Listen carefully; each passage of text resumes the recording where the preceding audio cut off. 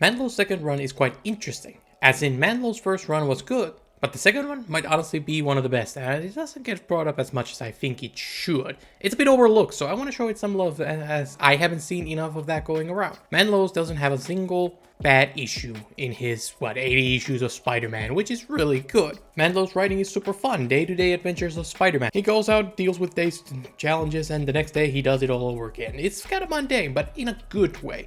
Now in his second run, Manlow goes bigger. He connects his issues through Black Cat romance, and he deals with large concepts like Doc Ock, Owl War, or he keeps returning to my favorite characters of the run, Cloak and Dagger. These small arcs give Manlow a lot of opportunities to focus on the small things. Sometimes Manlow will become passionate about something like gun violence and he'll dedicate an issue to gun control. Then he'll jump to Magia selling illegal stuff to kids. This is probably Manlow's biggest through line for his second run. He has many stories that either deal with addicts, low-level dealers, or top-tier Magia leadership. I don't know why Manlow became so passionate about these topics, but it's something Stan Lee brought into Spider-Man, so the character has a history with this kind of thing. I think Manlow does good work with it. Late 70s wasn't the best time for Spider-Man. The best thing it got going on for it was Spectacular Spider-Man, a spin-off book which was led by Bill Manlow. Manlow's run was great. It helped keep the character exciting when the main series wasn't really doing that. Manlow takes a break from the book, but after a year or so, Manlow's back and he stays on for 2 more years for his second run. This second run is what I want to talk about today. Manlow's run feels most like the Stan Lee days. It's Stan Lee years with the refinement that came from the medium of comics advancing naturally. Unfortunately, I think it might have made Manlow feel a bit outdated for many people, as this era is followed by Tom DeFalco, who will cover the Alien Costume Saga and Peter's marriage and many of these gigantic events that redefine what Spider-Man reads like, or are literally top 3 most popular concepts in Spider-Man. Manlow takes Stan Lee and kind of perfects it, so the book kind of moves on from this era. And Manlow's writing is left behind. Stern transitions Spider-Man from old to new, so he kind of keeps some relevancy, while Manlow just kind of does the old thing. My favorite arc centers around the weirdly underrepresented Cloak and Dagger, who make their first appearance here. They're kids, kidnapped, filled with unspecified substances, which for some reason give them superpowers. Cloak gains the power of darkness. He can teleport and make people feel cold. It's really cool. Dagger gained the power of light. She creates light daggers she throws around and she can make people feel cold. Spectacular. These two are trying to get revenge on the people who kidnap and filled them with no juice, and Spider-Man tries to get in between them because killing is bad.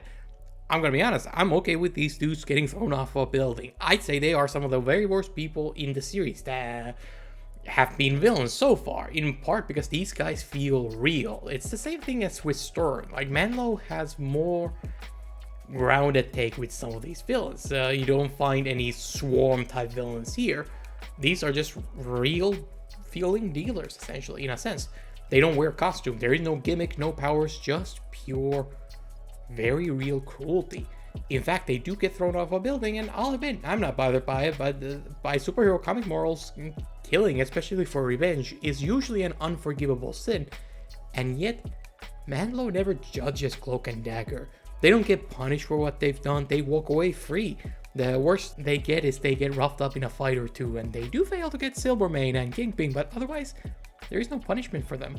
Spider-Man comes across kind of naive in these stories, at least by my morals, but not in a bad way, in a way that feels appropriate for the character, and Manlow never preaches to the reader. Spider-Man preaches, but I feel like he'd do something like that, so it feels in character. I think Manlow has managed to create nuanced characters without being too preachy, which is not something I take for granted in a superhero story. This could have easily become a story of saying revenge bad, but it's more than that. Manlow has delivered dark stories before, but it does feel like he has taken a page from Stern and focused on real topics. There's child kidnapping, baby kidnapping, demonetized substances. These are real things, and Manlow puts an effort to make sure you feel that. He never waters them down or hides behind costumes. I don't know what happened to Manlow in between his runs, but the man got serious on his second one. The Cloak and Dagger are not brought up in a lot of conversation. I've seen these stories be brought up twice in 20 years. They're not that relevant, but I gotta say, these Cloak and Dagger stories, which there are a few of them, might be some of my favorite Spider-Man issues of all time. This stuff is really good.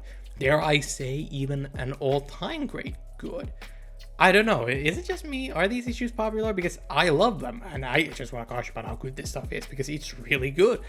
In fact, this entire era of early 80s is some of the best Spider-Man ever, with Stern doing his legendary run at the same time as Manlow is doing his, but you don't really see this stuff in adaptations, not compared to how high quality it is.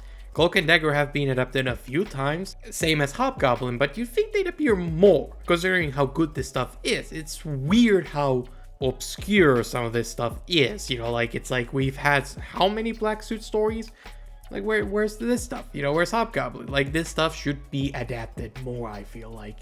And just considering how good it is, it's just weird how little it actually shows up anywhere. I love the art. I love how their faces look kind of ugly with these shadows, kind of making it a little unnerving. It can be eerie. I love this scene in the rain, which reminds me of something Romita would go on to do later in his career. And the action in general is fantastic. I love seeing the action advance over the years. Spider-Man teams up with Cloak and Dagger to take down some mobsters, but the Spider-Man is also trying to stop Cloak and Dagger from killing the mobsters, but also trying not to hurt them too much. These are some of the best action scenes in the series. Out of all the supporting heroes, Cloak and Dagger proved to me to be some of the very best, and it's weird how little we see them in later years. At least I never really come across them in Modern Spider-Man. Maybe I just haven't managed to skip over those issues, but man, like, they deserve better. They should be in adaptations far more than this. These are genuinely some of my favorites in the series.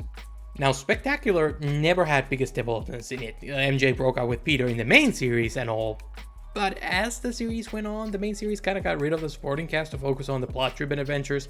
This was mainly during O'Neill's run. Spectacular had the character beats in it, and now we've kind of switched back, which is interesting. TA gets Stitch some ways to the run, which is a shame. I like those guys, and I don't feel like they get a satisfying resolution before getting ditched. They just kind of disappear. I'd like to have seen one more story that gives them some sort of climax, but at least Deb gets a resolution for her storyline.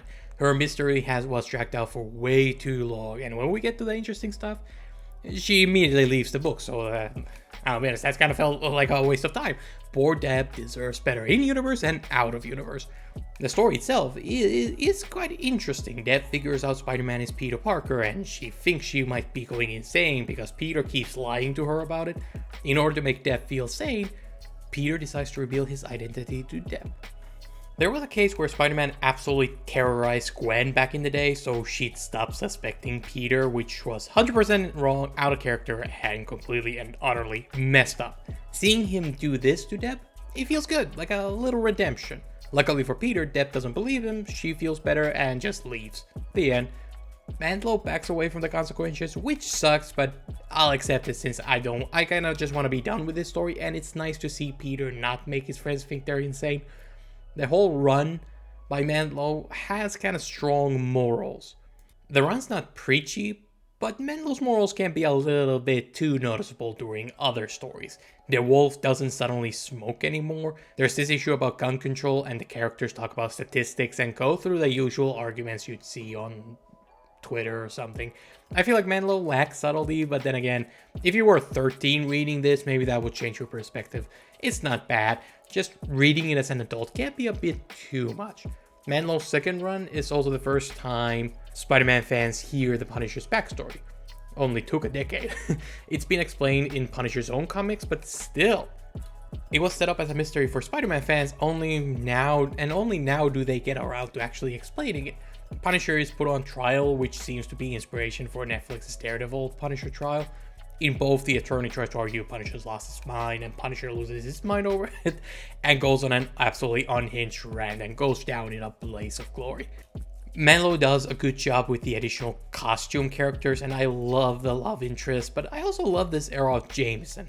Spectacular Spider-Man issue, this is a Jameson-led story. He wants to prove he still had his reporter skills from back in the day, so he goes on the ground and gets to investigate and gets his hands dirty. This story feels very similar to Guts from Daredevil by Frank Miller, which I'm okay with. I love Guts and I love this. I am a sucker for these stories. He straight up walks up to Kingpin and tells him, "I don't like you." Which is really awesome. I massively prefer this era of Jameson with integrity over the villainous Jameson of old. Manlow's run is fun, it's solid, good Spider-Man with a few of my all-time great stories snuck in there. Manlow's time on the book is one of the longest, I believe. Manlow never has a since past there to ruin my day, so it kinda evens out. Manlow is one of the most consistent writers in terms of quality. Manlow run gives us our first proper Black Cat romance of the series. Stern doesn't do anything with it, so Manlow's the Black Cat guy during this era. So let's examine how Black Cat and Spider-Man work together. The basic pitch is that Black Cat is in love with Spider-Man, not Peter Parker. She wants the thrill of fighting bad guys and pulling heists and going out there to do superhero stuff. She's an adrenaline junkie. This works for Spider-Man as now he can share that part of his life with someone and he gets help during fights. The bad part is that now Peter Parker gets even less. Spider-Man reveals his identity to Black Cat and Black Cat straight up asks him to keep his face covered. Ooh, being there, buddy. Interestingly, the run keeps iterating that Peter Parker is sabotaging this relationship, and you think that's gonna tear them apart, but in the end, the biggest struggle comes from Peter's trauma. After losing Gwen, he's afraid of losing Black Cat too, so he tries to keep her away from the action at every turn. Spider-Man hasn't seen a loved one put at risk this consistently. I don't think ever. This makes sense why we're revisiting this trauma, and I like seeing him struggle with it. It makes sense, I accept it, even if it's played out nowadays. The romance is by far the most explicit from all the romances up to this point. Comics have been getting wilder and we get to see Peter's intimate life come to focus. This relationship has a big focus on the physical, and that's kinda cool to see. All the previous ones leaned away from that stuff, so it separates Black Cat from all the others. Chad Peter doesn't just hold hands. Black Cat is part of the Doc Ock Owl War, which covers a gang war between Owl and Doc Ock, with some scheming from Kingpin and Black Cat in there. It's epic and it's long. This, I'd say, is the best Doc Ock storyline up to this point, and it's really the arc that starts the romance. Manlow's villains are solid. He brings over villains from other Marvel books like The Owl and Boomerang, a loser who wants to be a big deal but just can't do it. This is the dude from Nick Spencer's run. I'll get to that someday, just gotta get through like 700 issues of the Amazing Spider-Man first. This is Spider-Man's first introduction to Boomerang, so issue 67 and Owl Ock War might be worth checking out for modern readers. Manlow's run is in an unfortunate position of being good in a spin-off book. He's genuinely one of the better Spider-Man writers of all time, and yet I've seen people rarely bring him up. I've only heard him be brought up in a conversation which is specifically about his stories or characters, like if you want to mention Cloak and Dagger, then Manlow pops up. If you just talk about great Spider-Man, Stern, Conway, Lee, those kinds of writers steal that shine.